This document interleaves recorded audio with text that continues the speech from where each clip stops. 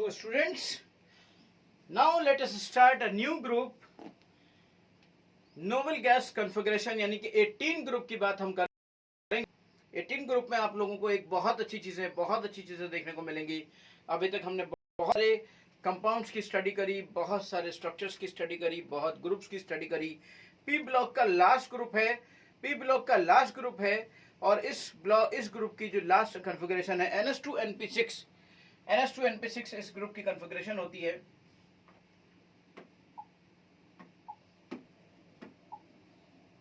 Group element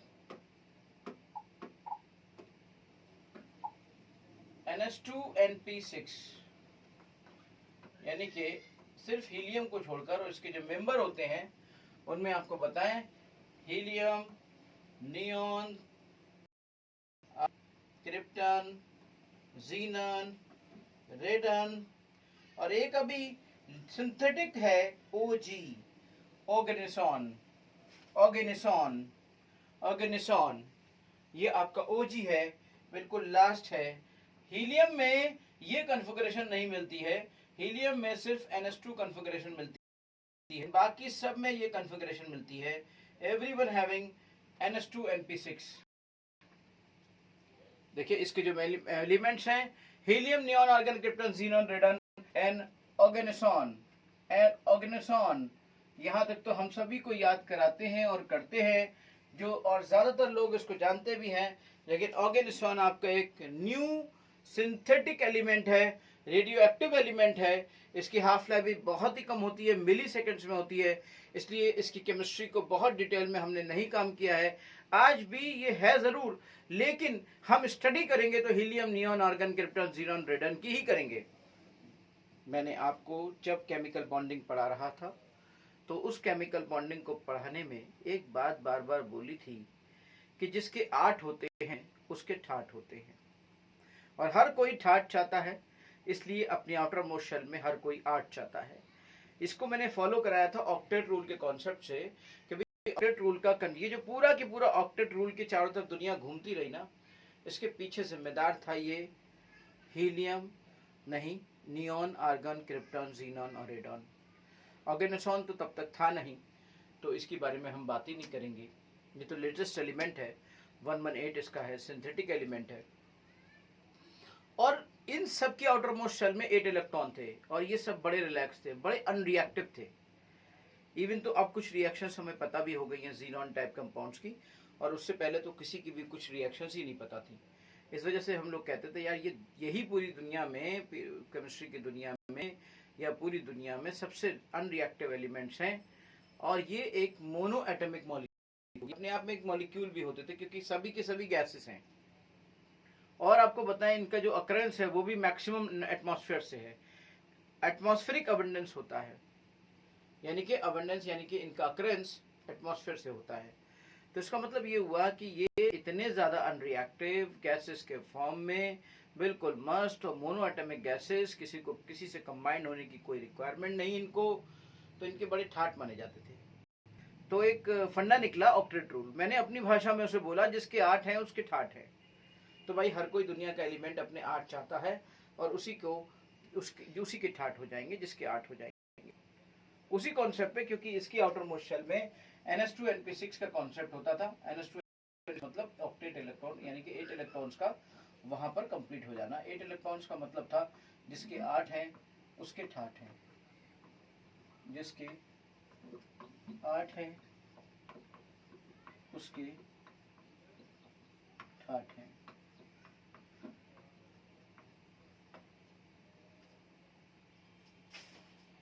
ये chemically unreactive होते हैं, वेरी फ्यू कंपाउंड्स मिलते हैं, और इसीलिए नोबल गैसेस कहा जाता है, अनरिएक्टिव गैसेस कहा जाता है। ये गैसेस नॉर्मली हमारी नेचर में यानी एटमॉस्फेयर में मिलती हैं, और 1% इनका शेयर होता है बाय वॉल्यूम अप्रोक्सीमेटली। और इनमें से सबसे ज्यादा आर्गन जो होती है उसका उसका जो परसेंटेज है, इसमें से सबसे ज्यादा आर्गन का परसेंटेज है, बहुत ही ना के बराबर चीजें कहीं ना कहीं किसी मेटल से या किसी ऐसी जगह से मिल जाती हैं जो कि मिनरल से मिल जाती हैं। और ऐसे मिनरल्स जो कि रेडियोएक्टिव ओरिजिन के होते हैं, लाइक हीलियम और नियॉन, ऐसी दो चीजें हैं। हीलियम और नियॉन के बारे में यहाँ बोला गया है कि हीलियम और नियॉन दो ऐसे हैं जो कि किसी मिनरल से या रेडियोएक्टिव मिनरल से मिल जाए। आपको वैसे ही पता होगा हीलियम जो होता है, और हीलियम का न्यूक्लियस अल्फा पार्टिकल होता है, अल्फा पार्टिकल होता है, देखिए हीलियम का न्यूक्लियस। तो इस वजह से कहीं कहीं हीलियम ऐसे मिल जाए आपको। और ज्यादातर रेडियोएक्टिव रिएक्शंस के अंदर हीलियम का एक रोल मिलता है, अल्फा पार्टिकल का जहाँ पे रोल है तो हीलियम का रोल है। तो अल्फा पार्टिकल चूंकि वहां पर इन्वॉल्व होता है, इसलिए हीलियम इन्वॉल्व होता है। तो वहीं ना कहीं हमें, जैसे यहाँ पे मिला ये, तो इसका मतलब हम पता है कि वहां पे कहते हैं कि ये अल्फा पार्टिकल मिल गया। तो दैट्स वाई हीलियम का रोल इसलिए आ जाता है क्योंकि रेडियो एक्टिविटी में का पार्टिकल रोल होता है, और अल्फा क्या होता है, हीलियम का न्यूक्लियस होता है। तो ऑब्वियसली अगर कहीं पे अल्फा मिल रहा है तो हीलियम का न्यूक्लियस मिल रहा है, हीलियम का न्यूक्लियस मिल रहा है, इसका मतलब हीलियम मिल रहा है। तो हीलियम इस तरीके से हमें मिल जाता है। नियॉन बहुत ही ना के बराबर मिलता है रेडियो एक्टिव ओरिजिन से, हाँ, लेकिन कहीं कहीं पर हो सकता है मिल जाए। Pitchblende monazite cleveite, the main commercial source of helium is natural gas. So xenon and radon are the rarest element of the group. Radon is obtained as a decay product of radium. देखिए अब सबसे last में जैसे जैसे आप जाते हैं helium, neon, argon, krypton, xenon और रेडन, तो रेडन भी आपका रेडियोएक्टिविटी होता है, रेडियोएक्टिव भी होता है, और ये भी डेके प्रोडक्ट से, यानी कि रेडियो एक्टिविटी रेडियम के डेके प्रोडक्ट के तौर पे ये मिलता है। इसका मतलब रेडन आपको मिला और साथ में हीलियम मिला। हीलियम यहाँ पर अल्फा पार्टिकल के तौर पर मिला। और ऑर्गेनोसॉन तो बिल्कुल ही लेटेस्ट है, 1118 1118 यानी कि इसका 118 पर वो होता है। और कन्फिगरेशन इन सब का डिस्कशन अभी करेंगे। देखिए ये भी एक रेडियो एक्टिविटी के साथ ही मिलता है, CF आपका 98 कैल्शियम के उस पे, और ये चीज़ आपकी ऑर्गेनोसॉन आपको मिल जाता है 3 न्यूट्रॉन के साथ। न्यूट्रॉन जो कि रिप्रेजेंटेशन होता है इस तरीके से।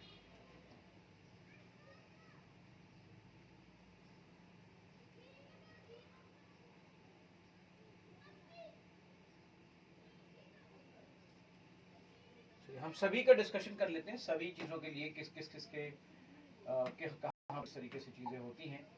लेट डिस्कस इनके स्ट्रक्चर्स की बात कर लेते हैं। 5 और 14 6 D10 7। देखिए हीलियम इलेक्ट्रॉनिक कन्फिगरेशन से बहुत कुछ पता चलेगा हमें। हीलियम है, ऑब्वियसली हीलियम के लिए आपको मिलेगा 2 तो 2 1s2 2 1s2, ये आपका 2 इलेक्ट्रॉन्स है इसके अंदर। इसके अलावा बाकी के सब ये 2 इलेक्ट्रॉन से अपने आप में कंप्लीट माने जाते हैं, क्योंकि इस रेंज में कोई भी और नहीं है ना। अच्छा, हीलियम नियॉन आ गया, आपको पता ही है, 8 और ऐड कर देंगे तो नियॉन आ गया। नियॉन आ गया तो आप इस तरीके से ऐसे लिख सकते हो 2s2 2p6। देखिए आउटर मोस्ट शेल यहाँ पे सेकंड नंबर की हो गई।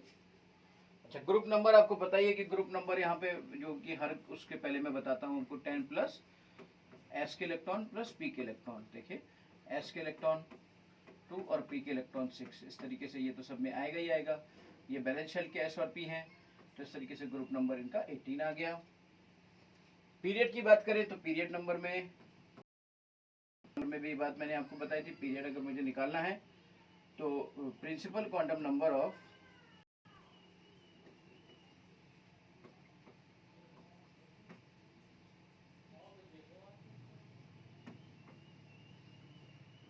प्रिंसिपल क्वांटम नंबर पीरियड में, मतलब प्रिंसिपल क्वांटम नंबर आपका जो होता है वो प्रिंसिपल क्वांटम नंबर ही इसका पीरियड नंबर होता है। प्रिंसिपल क्वांटम नंबर किसका, वैलेंस शेल का।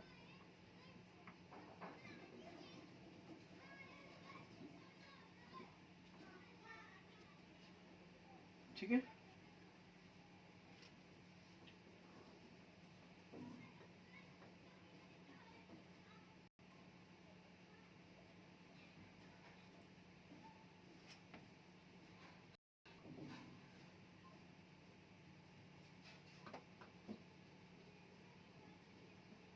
आठ कैसे हो जाएगा, ये तो 10 होगा ना। 8 ऐड होगा, 8 ऐड होने के बाद तो 10 बनेगा, इसमें 8 ऐड होगा तो ये 18 बनेगा। नियॉन का आपका 10 हो गया, 2 2 4 6 10, हाँ ये 3s2 3p6 हो गया। इसके बाद आपका ये 36, 18 के बाद 18 ऐड करोगे, 2 बार ऐड हो गया। अभी 18 आर्गन, 36 जीनन रेडन, 18 2 बार ऐड होगा, फिर 32 ऐड होगा। तो ये आपका हो गया नियॉन। नियॉन के बाद आपका ये आपका आ गया आर्गन, एंड दिस इज हो गया 18 तो 20 से 26।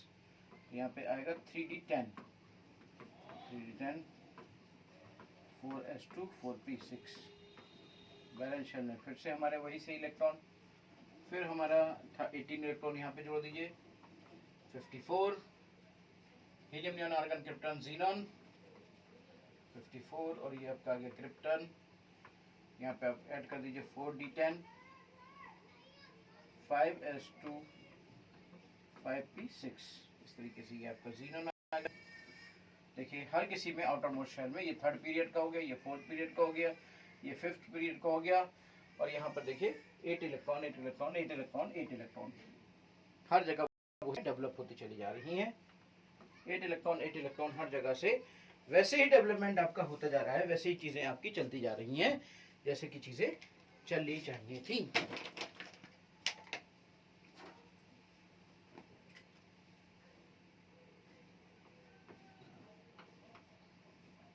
अब इसके बाद हम यहाँ पे बात करते हैं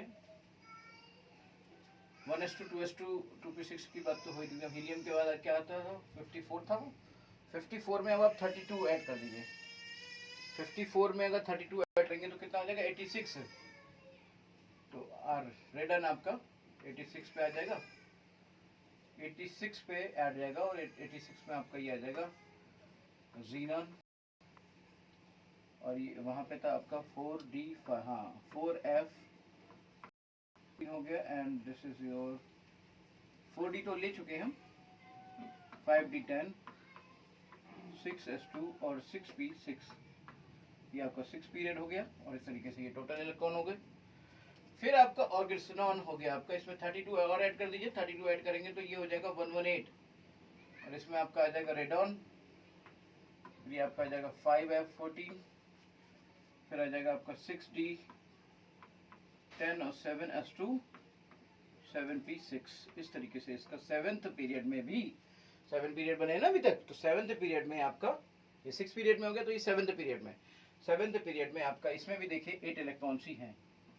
तो जिसके इन्हीं सबको देखकर 8 का कॉन्सेप्ट आया था, और जिसके 8 होते थे उसके 8 होते थे, ठीक है ना। धीरे धीरे चीजें बदली, चीजें आगे आई। अब जरा यहाँ पर देखिए ध्यान से थोड़ा सा, तो इससे पहले जो चीजें थी हमारी, ये आपका 4s2 4p6 था, ये 3d10 है, ये आपका 4d10 है, और ये 5s2 5p6 है। तो इस सिचुएशन को अगर हम देखें यहाँ से,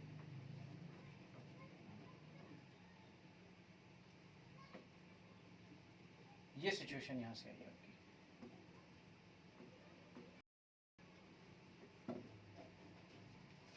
ठीक है।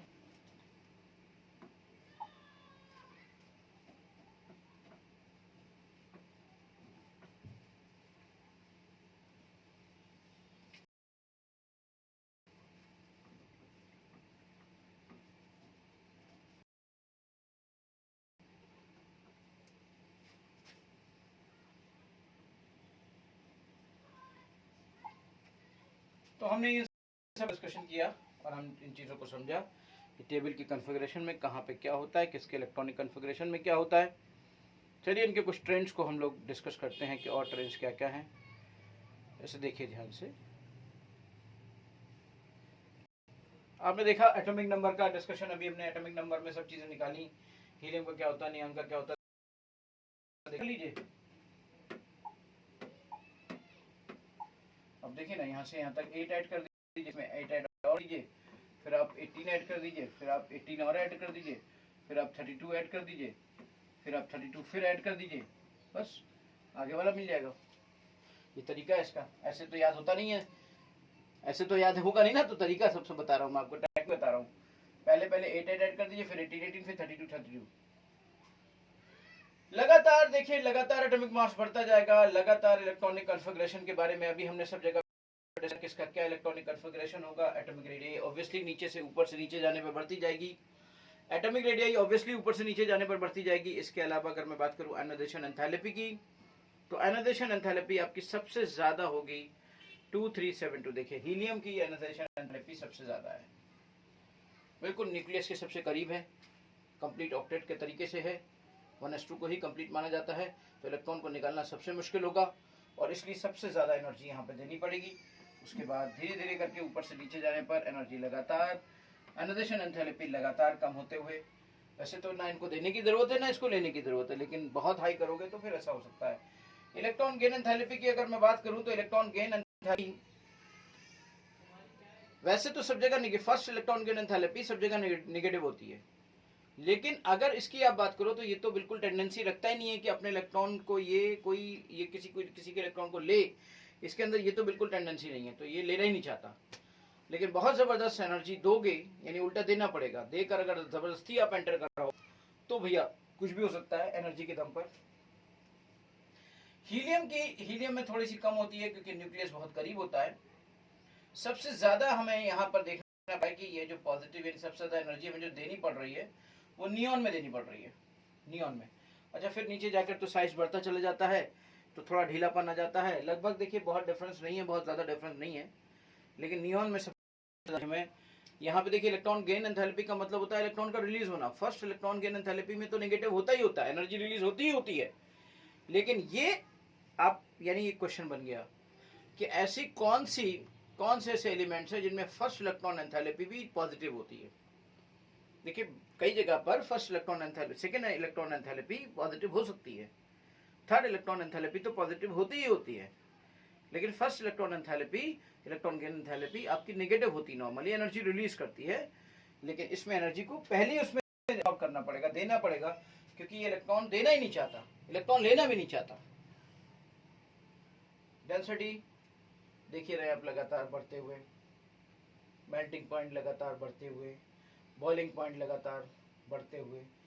एटमॉस्फेरिक कंटेंट सबसे ज़्यादा बोला गया आर्गन का 0.934, यानी कि सबसे ज़्यादा देख रहे हैं कितना बड़ा फिगर है 0.934, यानी कि अगर 1% पूरा है तो उसमें 90% आर्गन है, 90% आर्गन है।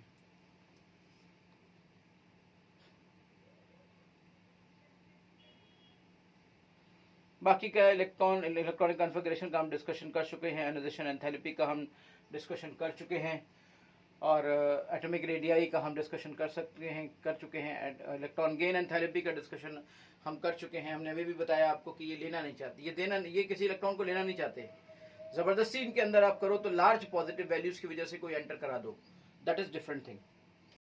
लार्ज पॉजिटिव वैल्यूज़ की वजह से आप कुछ एंटर करा दो, वो एक अलग बात हो गई, बाकी ये नहीं चाहते हैं कि ऐसा हो, ठीक है ना।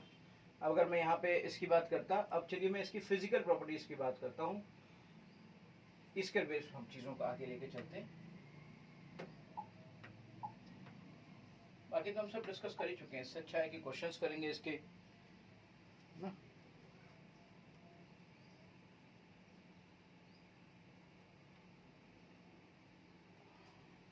फिजिकल प्रॉपर्टीज में आप देखिए, noble gases are monoatomic gases, ये अभी बात कर रहा था कि मोनो एटॉमिक गैसेस होती हैं, ये कलरलेस होती हैं, ओडरलेस होती हैं और टेस्टलेस होती हैं।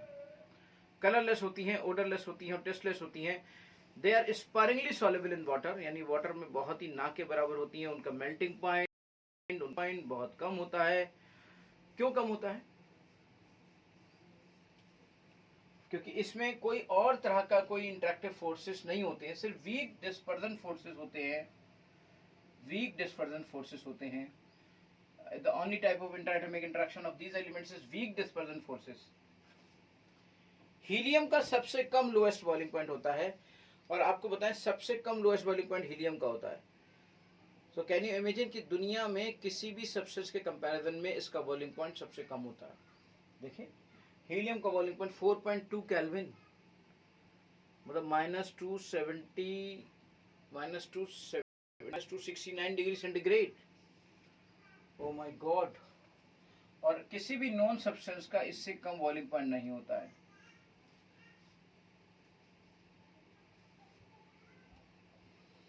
It is unusual property of diffusing through only laboratory materials such as rubber, glass और प्लास्टिक, जो लेबोरेटरी में यूज होते हैं उनके थ्रू डिफ्यूज हो सकती है ये इसकी अनयूजुअल प्रॉपर्टी है। हीलियम के बारे में बात हो रही है। हीलियम जो कि बहुत ही खतरनाक, एक तरीके से आप ये समझ लो ना, बिल्कुल अल्फा पार्टिकल की तरह है। ये अल्फा ही तो है। इलेक्ट्रॉनों को अगर इसके निकाल दिया जाए तो अल्फा ही। नोबल गैसेस के लो बॉइलिंग पॉइंट क्यों होते हैं? रीजन इसका ये है कि उनके अंदर और कोई किसी तरह का कोई और इंटरेक्टिव फोर्स तो होता नहीं है कि जिसकी वजह से वो एक मॉलिक्यूल एक दूसरे को इंटरेक्ट कर पाए, रोक पाए। तो ऑब्वियसली जब कोई किसी मॉलिक्यूल को बांधेगा नहीं, तो जब बांधेगा नहीं तो वो रुकेगा कैसे? फिर तो वो गैस ही गैस में कन्वर्ट हो जाएगा। कोई इजीली वो कन्वर्ट हो जाएगा, बॉयल हो जाएगा। और that's why they are liquefied low temperature, और इसीलिए वो बहुत ही कम बॉइलिंग पॉइंट रखते हैं। चलिए, now we are going to discuss some chemical properties of these compounds. हम इनकी बात करते हैं, कुछ केमिकल प्रॉपर्टीज का डिस्कशन करते हैं बेटा। नॉर्मल गैसेस बहुत ही कम रिएक्टिव होती है, आप सब जानते हो। केमिकल प्रॉपर्टीज में क्या बोलूं, जिसके 8 होते हैं उसके ही तो 8 होते हैं। यानी कि नॉर्मल गैसेस वो गैसेस हैं, थर्ड वाली गैसेस से रिएक्ट करने की कोई ज़रूरत नहीं है, किसी को रिएक्ट करने की कोई ज़रूरत नहीं है। और आप समझ लीजिए कि नॉर्मल गैसेस इतनी लीस्ट रिएक्टिव होती हैं। to chemical reactivity is attributed to the following reason। पहला रीजन 1s2, तो 1s2 के लिए तो बहुत ही अच्छा। दूसरा reason high ionisation enthalpy and more positive electron gain enthalpy. यानी कि ना तो आप इजीली किसी इलेक्ट्रॉन को बाहर निकलने दे रहे हो, ना आप किसी इलेक्ट्रॉन को आने दे रहे हो, ना आपका इलेक्ट्रॉन बाहर आसानी से जा रहा है। तो भाई सारी केमिकल रिएक्शंस जो भी होती हैं वो वैलेंस शेल के इलेक्ट्रॉन की वजह से होती हैं। वो आएगा या जाएगा तभी कोई रिएक्शन होगी, और जब वही नहीं हो रहा है आपके अंदर तो कैसे होगा? अब आप जानते ही हो इस सब में 8 है। रीजन क्या हुआ उसके पहले मैंने आपको बता ही दिया कि नॉर्मल गैसेस का सबका NH2 फुल ऑक्टेट होता है, जिसके 8 होते हैं उसके 8 होते हैं। ये बात तो हम लोग पहले ही डिस्कस कर चुके हैं, आयनाइजेशन एंथैल्पी और मोर पॉजिटिव इलेक्ट्रॉन गेन एंथैल्पी। अभी थोड़ी देर पहले इस बात को डिस्कशन किया था। तो नॉर्मल गैसेस की जो रिएक्टिविटी है वो रिएक्टिविटी बहुत ना के बराबर ऑब्जर्व हुई है। नॉर्मल गैसेस की बहुत ही मतलब जो रिएक्टिविटी है वो बहुत ही कम उसकी रिएक्टिविटी ऑब्जर्व हुई है। अगर मैं यहाँ पे ध्यान से देखूं तो reactivity of normal gases occasionally ever since their discovery, but all attempts to force them to react to form the compound were unsuccessful for quite a few years। बहुत सालों तक कोई कंपाउंड कुछ बनाना मुश्किल रहा, कुछ नहीं बन पा रहा था। लेकिन एक बहुत अच्छी बात है कि मार्च 1962, बहुत करीब में है, देखिए कितनी अभी लेटेस्ट सम टाइम की बात है। चलिए, कोई एक ऐसी डिस्कवरी तो है जो अभी अभी आई है। 1962 में ऐसा पॉसिबल हो पाया कि नील Bartlett then at the University of British Columbia observed the reaction of noble gases। कुछ गैसेस की रिएक्टिविटी को समझा। First he prepared a red compound which is formulated as O2 plus PTF6 minus। red O2 plus PTF6 minus, F6 minus formulated as red compound। He prepared a red compound which is formulated as O2 plus PTF6 minus। Then he realized that the first ionization enthalpy of molecular oxygen 1175 was almost identical with that of xenon 1170।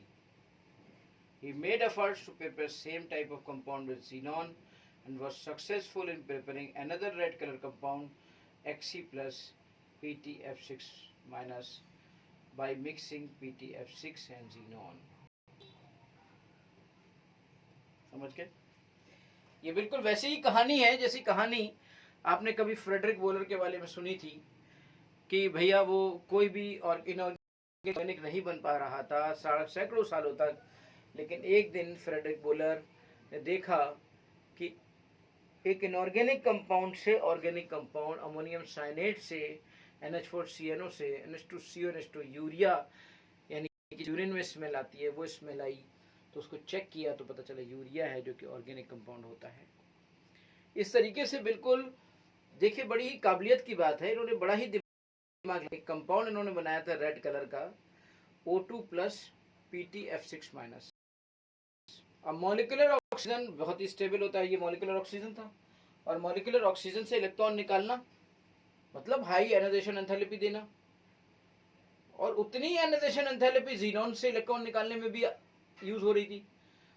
तब उन्होंने दिमाग लगाया कि यार अगर इतनी energy इसके लिए भी यूज हो रही है, इसका मतलब कि ज़ीनॉन का भी इलेक्ट्रॉन निकल सकता है और वो कंपाउंड बना लेगा। तब ज़ीनॉन के साथ PtF6 को रिएक्ट कराया, प्लेटिनम हेक्साफ्लोराइड को, और Xc प्लस PtF6- बनाया। ये पहला रेड कलर कंपाउंड था, ये भी रेड कलर ही रहा। अच्छी बात यह है कि ये भी रेड कलर रहा। ये पहला कंपाउंड था, रेड के नाम पर हम रेड ही यूज करेंगे अब।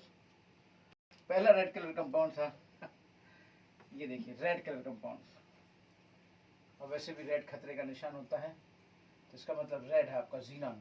1170 किलोजूल पर मोल, बड़ा दिमाग अच्छा लगाया। 1175, ऑब्वियसली जब इतनी एनर्जी देने पर वहां से इलेक्ट्रॉन निकल रहा है तो यहाँ से भी इलेक्ट्रॉन निकल जाएगा, तो रिएक्ट करा दो भाई। रिएक्ट कराने के बाद आपने देखा, और एक चीज बन जाती है तो दुनिया का कॉन्फिडेंस बढ़ जाता है। एक यूरिया बना, सारी यार ऐसा हो सकता है, ऐसा हो सकता है, तो फिर करो उस पर लग गए लोग। क्या होता है, पहले ये दिमाग में हमारे बैठे हो ही नहीं सकता है, इसी वजह से सोचते हैं ऐसा होगा ही नहीं। सोचा यार नोवेल गैसेस तो कुछ बनाएंगी नहीं, कुछ करेंगी नहीं, छोड़ो भाई, यही दुनिया कोशिश करती रही, अरे छोड़ो छोड़ो छोड़ो। लेकिन जैसे ही कॉन्फिडेंस आया, अरे नील वर्टिलिटी बना दिया, चलो बन सकता है, चलो करो करो, कॉन्सेप्ट में आ गया, ट्रिक पतक में आ गया, किस तरीके से बना, कितनी एनर्जी देकर किस तरीके से चीजें हुई, और फिर तो देखिए आप झड़ी लग गई। After this discovery number of xenon compounds mainly most electronegative elements like fluorine और ऑक्सीजन, और फ्लोरीन और ऑक्सीजन की वजह से के साथ फिर बहुत ज़्यादा अच्छे कंपाउंड आपको काफ़ी मिले। इन लोगों ने मिलकर काफ़ी कुछ बनाया।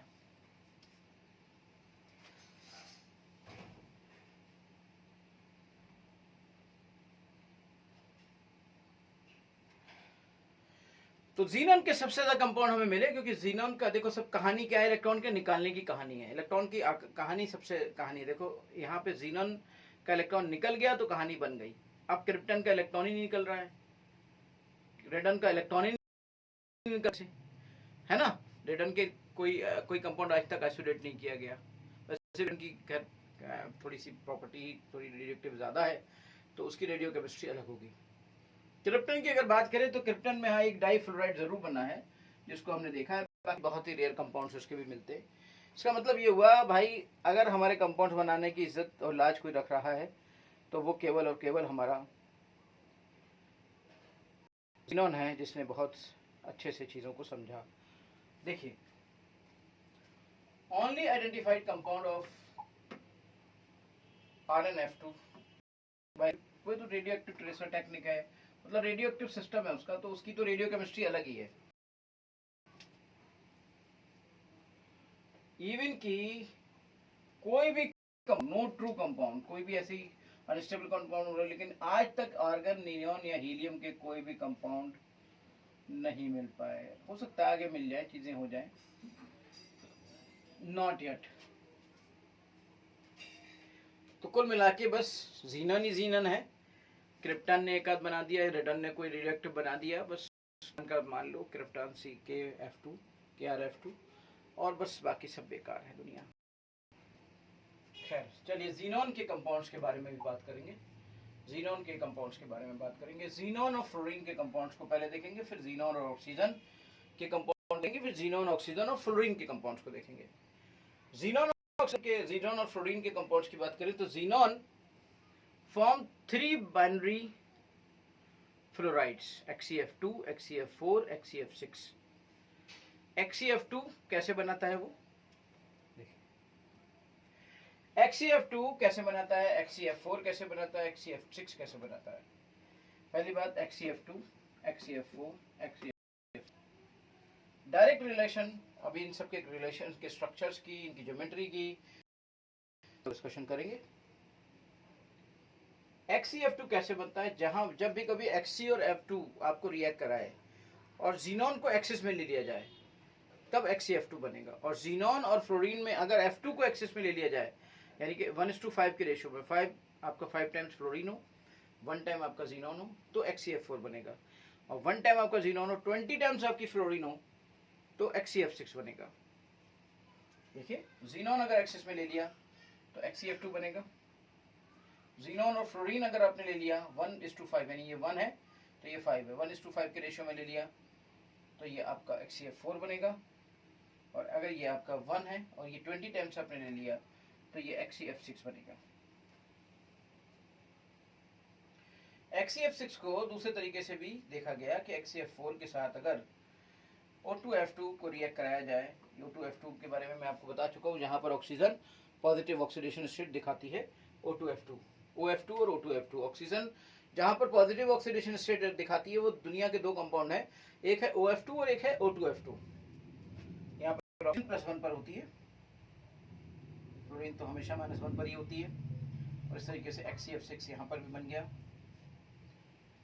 XeF2, XeF6 के बारे में थोड़ा सा और देखेंगे, और लेकिन इससे पहले कि हम कुछ और देखें, हम इनको थोड़ा सा और एलिबरेट करेंगे,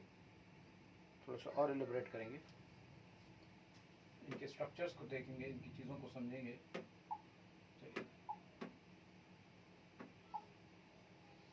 XeF2 एक एक करके, लेकिन यहाँ पे स्पेस नहीं होगा इस बनाने का। चलिए यहाँ पे पहले थोड़ा सा डिस्कस कर लें, फिर बिल्कुल नए पेज पर इसको डिस्कस करेंगे।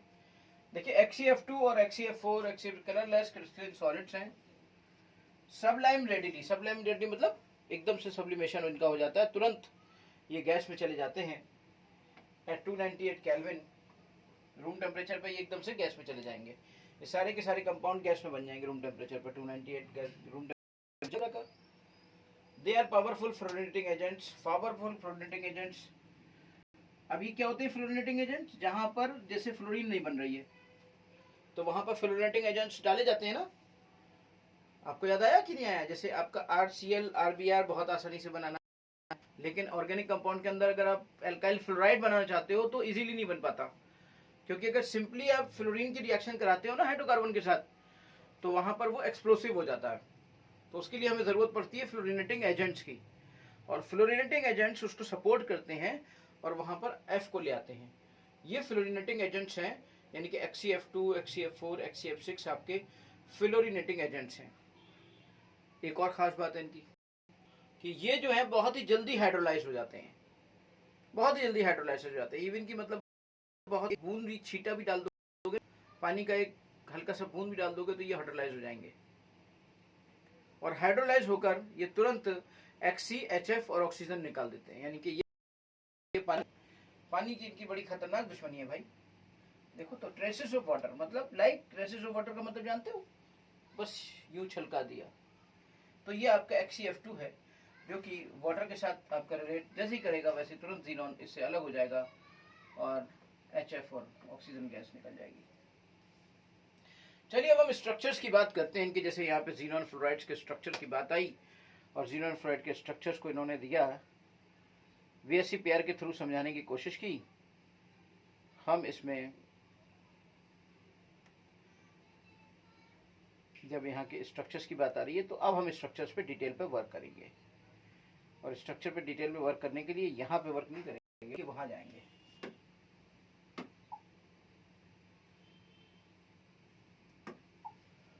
चलिए एक एक चीज पे वर्क करते हैं। XeF2 की बात लेकर आते हैं। पहले एक बहुत ही सिंपल सा तरीका आपको बताता हूँ। देखो पहले तो आप इसे समझो, हर किसी की और इसकी आउटर मोस्ट शेल में कितने होते हैं? 6। अब F और F यानी कि 2 बॉन्ड पेयर हो गए और 3 लोन पेयर हो गए, तो 2 bond pair and 3 lone pair, ये टोटल मिला के कितने हुए? 5 का मतलब क्या हुआ? sp3d। और sp3d का मतलब ज्योमेट्री अलग होती है, शेप अलग होती है। तो इसकी ज्योमेट्री क्या हो गई? इसकी ज्योमेट्री हो गई ट्रायगोनल बाइपिरामिडल। शेप क्या होगा? इसका शेप होगा लीनियर, इसका शेप होगा लीनियर। देखिए कैसे होगा लीनियर, आपको बताते हैं। यहां पर आप सब जानते हो कि आपका बेंट रूल आता है sp3d में, वो ये कहता है कि लोन पेयर इक्वेटोरियल पोजीशन पे रहना चाहते हैं और इलेक्ट्रोनेगेटिव एलिमेंट एक्सियल पोजीशन पे रहना चाहते हैं। यहाँ पर ये आपका ऐसे ये आया और ये एक्सी आया और एफ ऐसे आएगा, एक्सियल पोजीशन पर आएंगे। बाकी के तीनों की तीन लोन पेयर है ना यहाँ पर, तो बाकी के तीन lone pair, three lone pair इस तरीके से यहाँ पर आ जाएंगे, इस तरीके से यहाँ पर आ जाएंगे। थ्री लोन पेयर इस तरीके से यहाँ पर आ जाएंगे, इस तरीके से यहाँ पर थ्री लोन पेयर्स आ जाएंगे। तो ये आपका बन जाएगा लीनियर शेप में, ठीक है। तो ये आपका XCF2 इस तरीके से आपका ये बन जाएगा।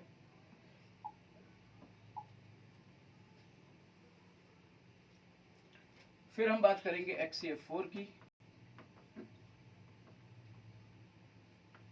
XCF4 में देखें जरा ध्यान से, तो XCF4 में कितने इलेक्ट्रॉन्स हैं, 8 तो सभी में होते हैं।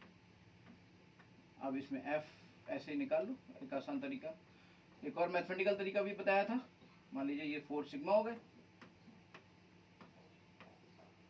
यानी कि 4 bond pair 2 lone pair, 4 bond pair 2 lone pair का मतलब 6 का मतलब sp3d2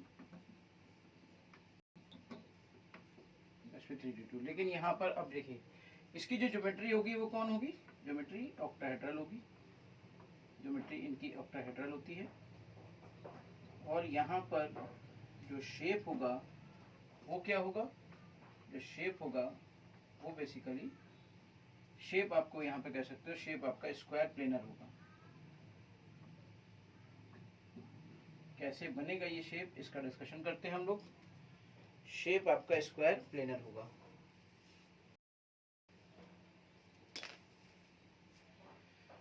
शेप स्क्वायर प्लेनर होगा। स्क्वायर प्लेनर कैसे बनाएंगे देखते हैं।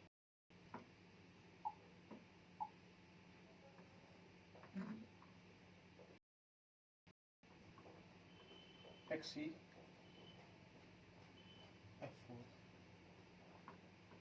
F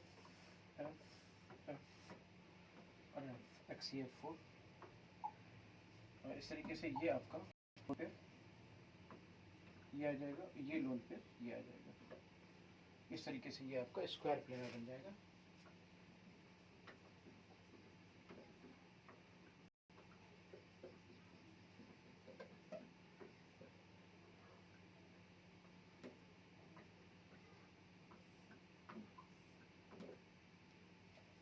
ठीक है।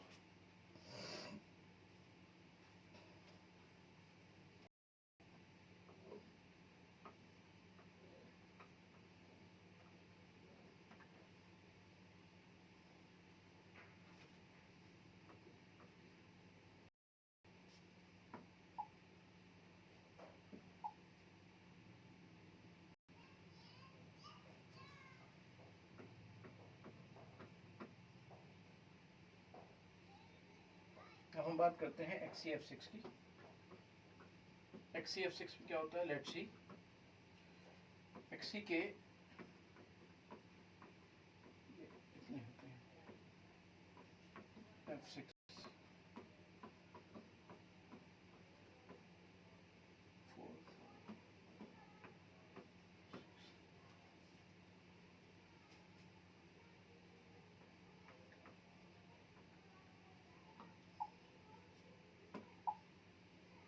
1 2 3 4 5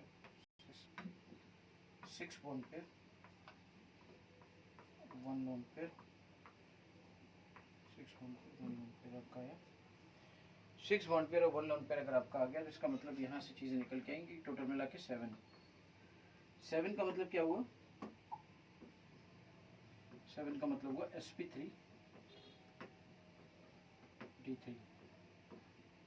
यहाँ पर आपका ये जो इसकी ज्योमेट्री होगी इसकी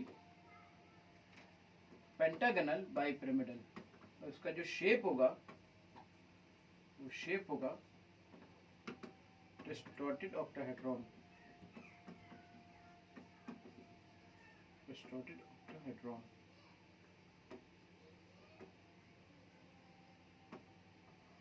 जो शेप होगा वो होगा डिस्टॉर्टेड ऑक्टाहेड्रॉन। इसका जो शेप होगा वो होगा डिस्टॉर्टेड ऑक्टाहेड्रॉन। देखिए डिस्टॉर्टेड ऑक्टाहेड्रॉन होगा।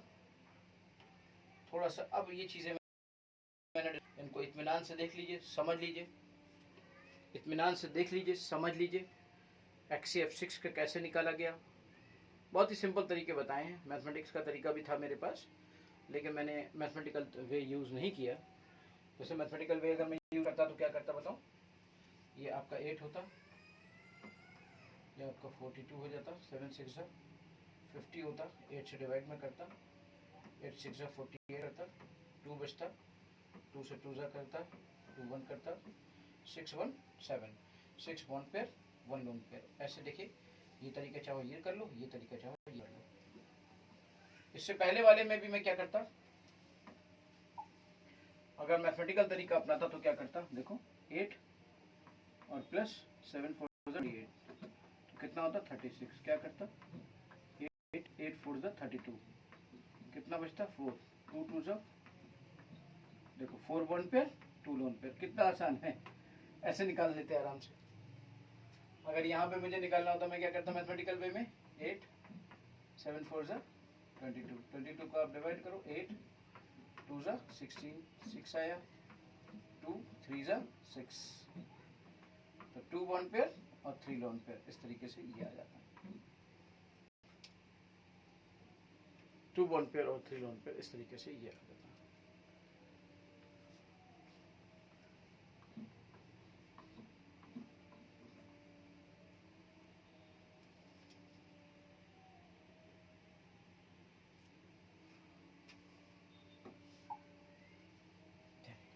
इसके स्ट्रक्चर पे हम लोग वर्क करते हैं। अभी अभी हमने सब चीज़ों को देखा, किसका कैसे क्या होता है। XCF2 का देखिए लीनर, ये XCF6 PF5 और ये सब चीज़ें तो हो ही गई आपके सामने। मैं फिर से एक बार बता दूंगा आपको।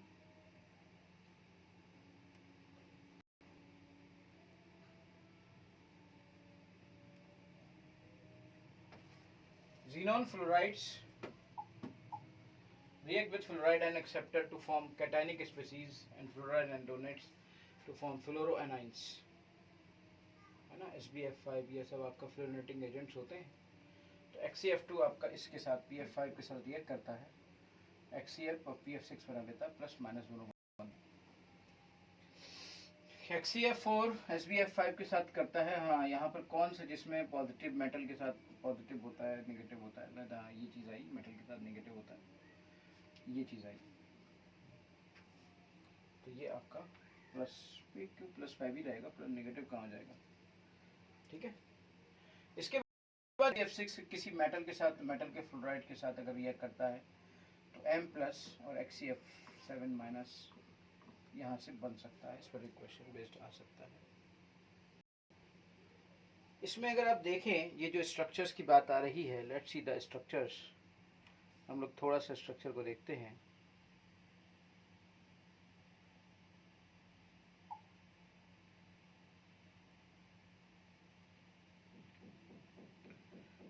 स्ट्रक्चर्स देखिए, देखिए सारे के सारे स्ट्रक्चर्स आपको देखने को मिलेंगे।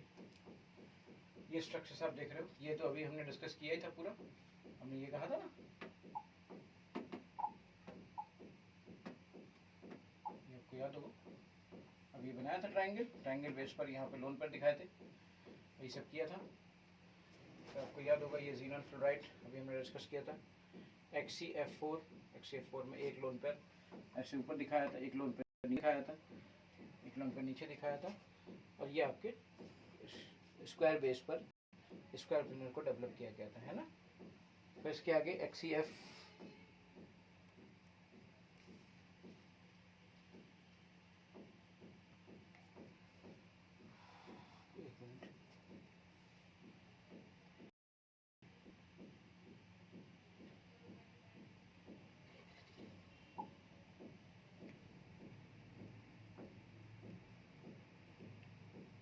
इसको और देख लीजिए।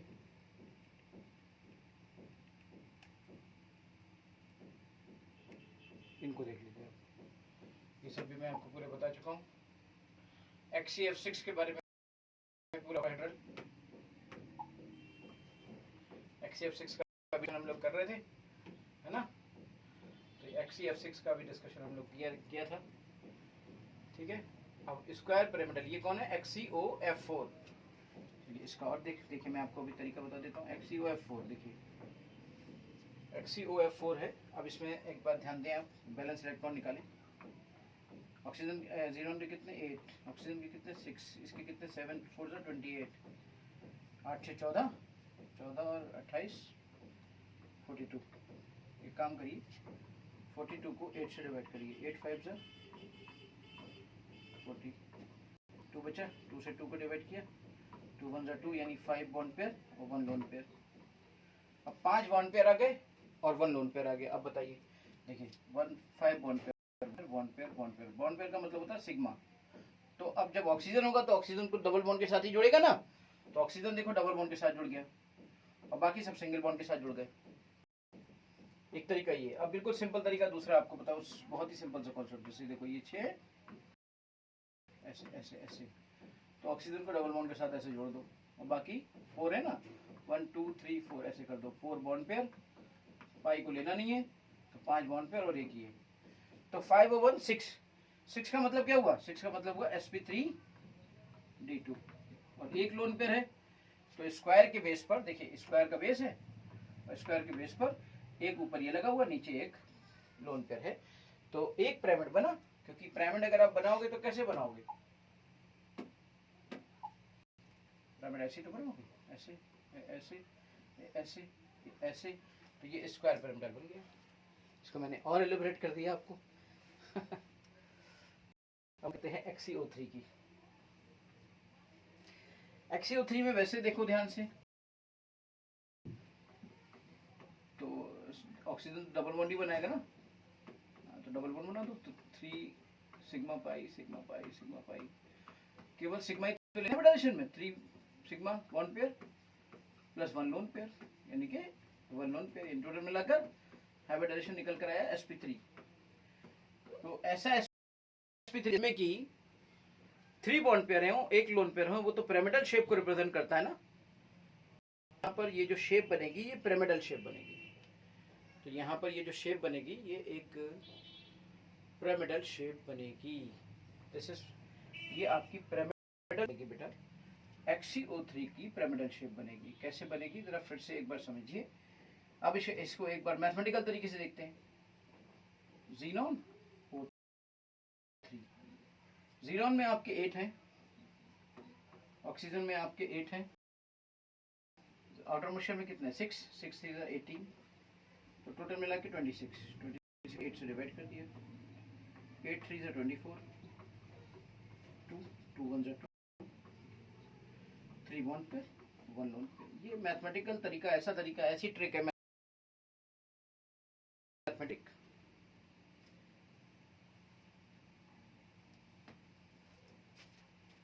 अब sp3 हाइब्रिडाइजेशन है तो टेट्राहेड्रल ज्योमेट्री हो गई, लेकिन इसका शेप पिरामिडल है। शेप पिरामिडल कैसे होता है, किसे कहते हैं पिरामिडल शेप? पता ही है ना आपको। ये आपका एक पिरामिड आया, ये पिरामिड, ये ऐसे पिरामिड बना, ये पिरामिड, ये लोन पे ऐसे ऊपर आ गया।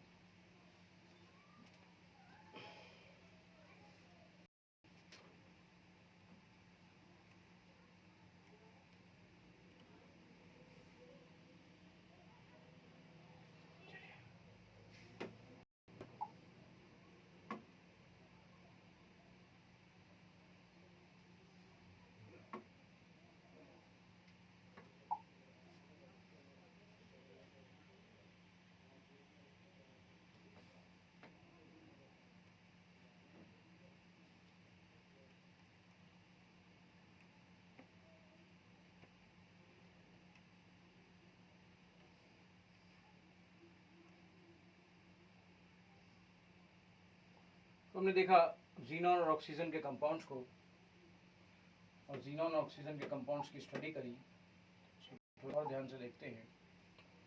XCF4 जिसे कहा गया कि हाइड्रोलाइज बहुत इजीली हो जाता है, तो XCF4, XCF6 ये सब हाइड्रोलाइज हो गए बहुत जल्दी से, और हाइड्रोलाइज होने के बाद HF और ऑक्सीजन तो देते ही, साथ में यहाँ पर इन्होंने एक जीनोन का कंपाउंड भी दिया जिसे हमने कहा XCO3, जिसके अभी हम स्ट्रक्चर की बात कर रहे थे। और XCO3 मिला, लेकिन पार्शियल हाइड्रोलिसिस ऑफ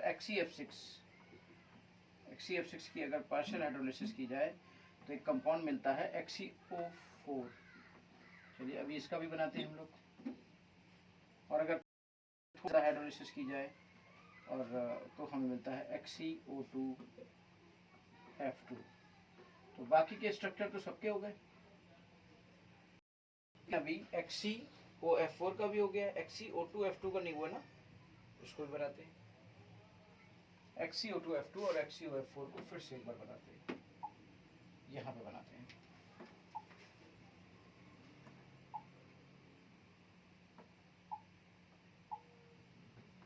XCO2F2 यहाँ बनाते हैं इस चीज को।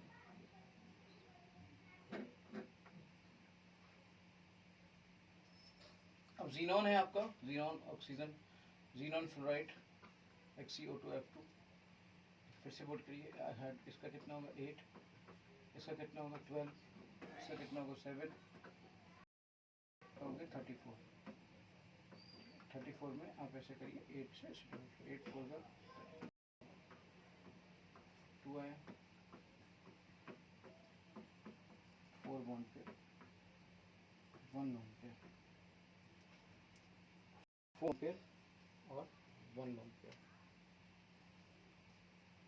4 बॉन्ड पेयर और 1 लोन पेयर में अगर ध्यान से देखा जाए तो कौन कहाँ रहेगा, लेट्स सी। देखिए XC है, यानी कि ये आपके 4+1 यानी sp3d हाइब्रिडाइजेशन हो गया।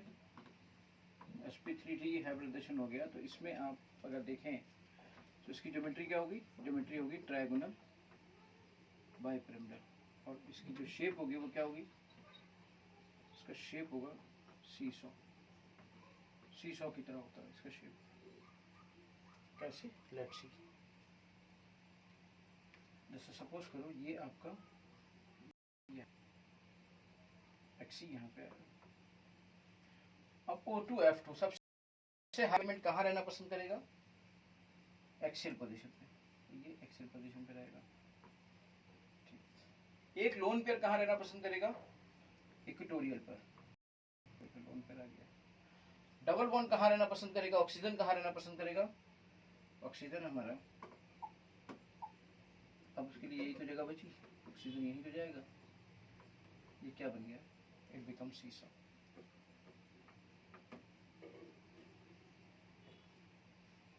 ये इसमें आ गया सीसॉ।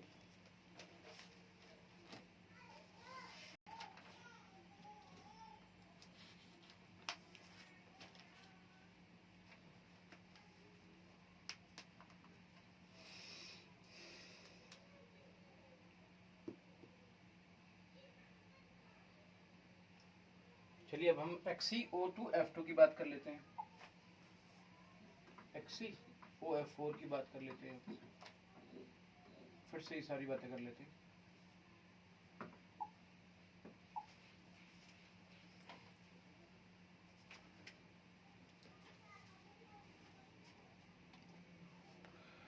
फिर से सारी बातें कर लेते हैं, है ना। चलिए XCF4 को अभी आपको मैं बताता हूँ, इसकी जस्ट उसके बाद अगले 2 मिनट बाद फिर से आपको बता रहा हूँ।